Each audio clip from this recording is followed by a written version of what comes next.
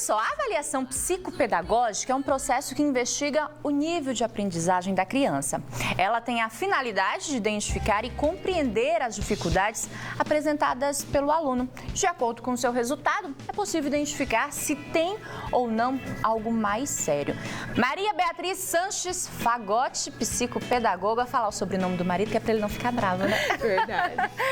Participando aqui com a gente, vai falar um pouquinho sobre a importância dessa questão da avaliação psicopedagógica. Maria, fala pra gente então da importância de se fazer a avaliação nos alunos. Boa tarde. Boa tarde, obrigada mais uma vez pelo convite. De uma forma mais clara, a avaliação psicopedagógica, ela busca detectar o que está travando a aprendizagem daquele indivíduo. Porque, na verdade, a gente pensa só no aluno, na criança. Sim. Mas não, é nos adultos, nos idosos, né? Em todo o público aí, alvo, que precisa desse auxílio para aprender de uma forma melhor e mais significativa. Quando os pais devem ficar atentos, devem procurar aí uma psicopedagoga para poder fazer essa avaliação? Boa pergunta, né? Porque geralmente a gente chega no consultório, a queixa já advinda pela escola. Então, os pais geralmente esperam a escola delegar essa função, que geralmente os pais deveriam perceber nas tarefas de casa, nas reuniões escolares, mas eles esperam aí esse encaminhamento da escola para poder marcar uma avaliação psicopedagógica. Talvez esse esperar da escola não seja porque às vezes o próprio pai, a própria mãe ali tem aquele receio, né, de falar, será que meu filho, né, tem algo? Porque às vezes os pais têm isso, né, eles querem fechar os olhos, a gente sabe que quanto mais cedo for diagnosticado, melhor vai ser o tratamento, mas talvez eles tenham esse receio de procurar ajuda profissional por medo de ter alguma coisa. Exatamente. E esse esperar, a gente sempre bate na tecla, porque quanto mais cedo, melhor. Eu sempre falo, tá na dúvida? Procure, investigue, porque às vezes pode não ser nada, pode ser um fator ambiental, um fator emocional, né? A gente já teve caso aí na clínica que os pais estavam separando, então a criança só passou por uma fase e voltou a ter desempenho escolar de uma forma mais positiva, né? De acordo com o contexto escolar que ela vivia antes. E como é que é feita essa avaliação? Essa avaliação, ela tem várias etapas, né?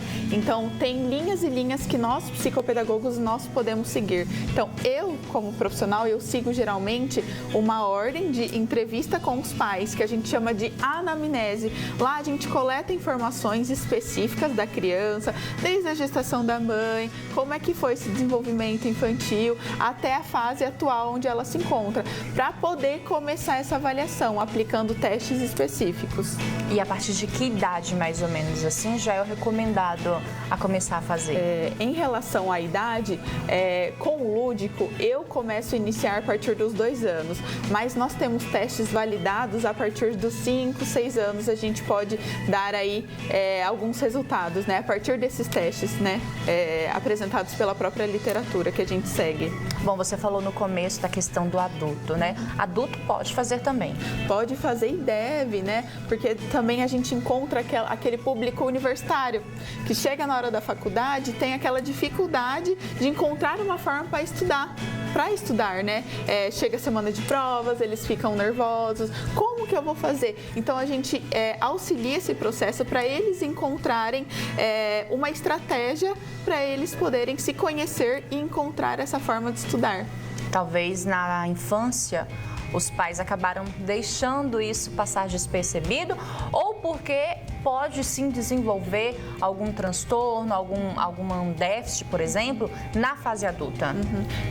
Isso pode acontecer, por isso que eu falo, a gente tem os marcos do desenvolvimento, então a gente tem que se atentar a cada fase, então desde que o bebê nasceu, que fase que ele tem que estar engatinhando, levantando o pescocinho e vai até chegar à fase atual. Então, que fase é a idade certa para alfabetização?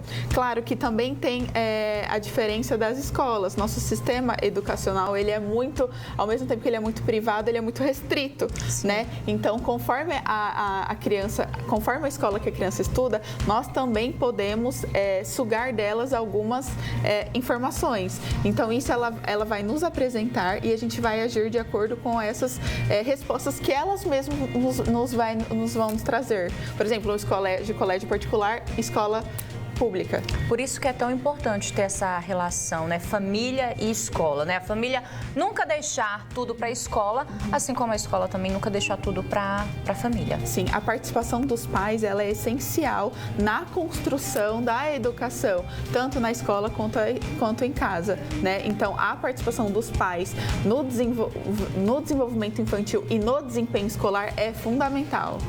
Lídia de Jaú, ela está perguntando o seguinte: qual a diferença entre dificuldade de aprendizagem e o transtorno de aprendizagem? Certo, boa pergunta, Lídia, né? Lídia de Jaú. Dificuldade, Lídia, ela é encontrada geralmente no próprio ser, né? E o transtorno é já relacionado com o que ele já tem, que provavelmente pode acarretar lá desde a infância. Dificuldade pode ser dificuldade de aprendizagem, né? Dificuldade, como a gente já falou no programa, dislexia, descalculia, né? Agora, transtorno autístico, por exemplo, é um transtorno relacionado ao comportamento, certo? Dificuldade é relacionada à aprendizagem.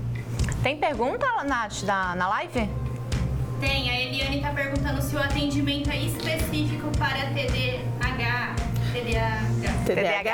Temos também, intervenções específicas para transtorno TDAH, ela falou? Isso. Transtorno de déficit de atenção e hiperatividade. Temos também específico, que a gente vai atuar ali naquelas dificuldades que ele apresenta. Seja atenção, concentração, que geralmente o aspecto maior aí é a atenção. Mas o atendimento não serve só para essa condição?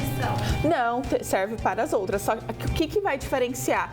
Essa individualidade, né, do TDAH. O que aquele indivíduo apresenta para mim? Quais as dificuldades? Nós vamos fazer um plano interventivo para atuar aí de forma específica com esse paciente. Tá aí. Mais pergunta aqui, a Janaína de Pirapozinho. É possível identificar dilexia e dislexia ou TDAH na avaliação? Com certeza. Nós temos hipóteses diagnósticas. Com base nos resultados que nós encontramos durante esse processo avaliativo, nós vamos encaminhar para outros profissionais, que provavelmente seria uma fonoaudióloga e um neurologista. E aí o neuro vai bater o martelo e fechar esse diagnóstico.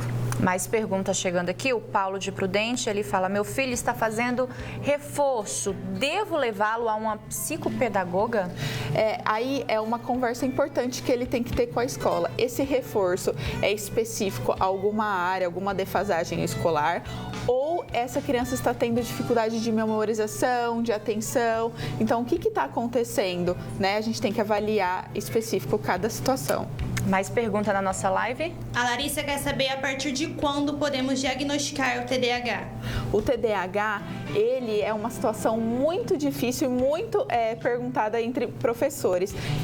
TDAH, geralmente a gente ouve relatos de professores e relatórios de desempenho escolar. Então, a gente vai juntar as informações escolares, as nossas terapias em clínica, para poder fechar e aí encaminhar também para uma fono, um neuro, para a gente fechar esse diagnóstico. E para um psiquiatra também em alguns casos.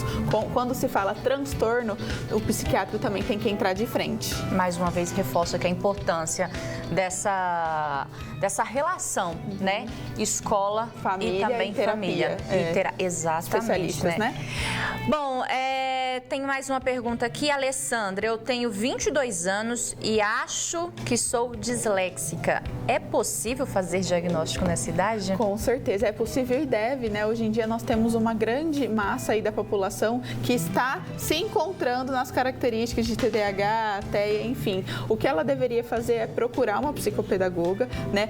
Para aplicar testes e para juntos encontrar uma melhor forma dela aprender. O que a gente pensa na vida adulta? Está me atrapalhando em alguma área? Está me atrapalhando profissionalmente, socialmente? Eu devo procurar e aí esperar o diagnóstico dos profissionais.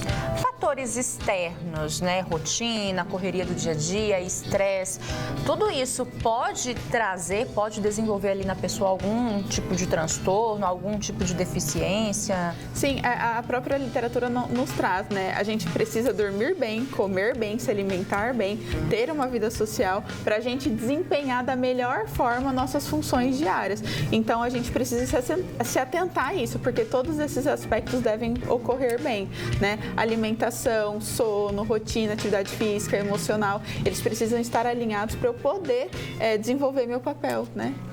Mais uma pergunta, a última aqui, o Leandro de Dracena. Onde o atendimento psicopedagógico é realizado? Ele é realizado nas clínicas, né, de forma individual. Temos também psicopedagogas em escolas, que a gente fala psicopedagogo institucional, né? Mas de uma forma interventiva individualizada, você vai encontrar em clínicas particulares. Maria, em resumo, né, essa relação, o pai, a mãe, os responsáveis ali por essa criança, é sempre bom ficar de olho, é sempre bom saber como é que está o desenvolvimento da criança, justamente porque quanto mais cedo a gente faz o diagnóstico, né, mais cedo ou mais evoluída vai ser essa criança, né? Exatamente. Como você falou, Luci, anteriormente, a boa relação e o diálogo entre família, escola e especialistas, ele tem que acontecer, principalmente escola e família, desde os anos iniciais da escolarização, né? Então, papais, mamães, responsáveis, não tenham medo. A gente sabe que às vezes fica com esse receio de levar num psicopedagogo, né, e ser diagnosticado, mas é aquilo, quanto antes for diagnosticado, melhor para o desenvolvimento dessa criança. Inclusive, eu já fiz matéria com criança que sofria de autismo, né, mas foi diagnosticada muito cedo e levava uma vida assim completamente normal. Muito bacana, Maria. Obrigada pela sua participação aqui. Um beijo Um beijo. e até o nosso próximo encontro. Obrigada.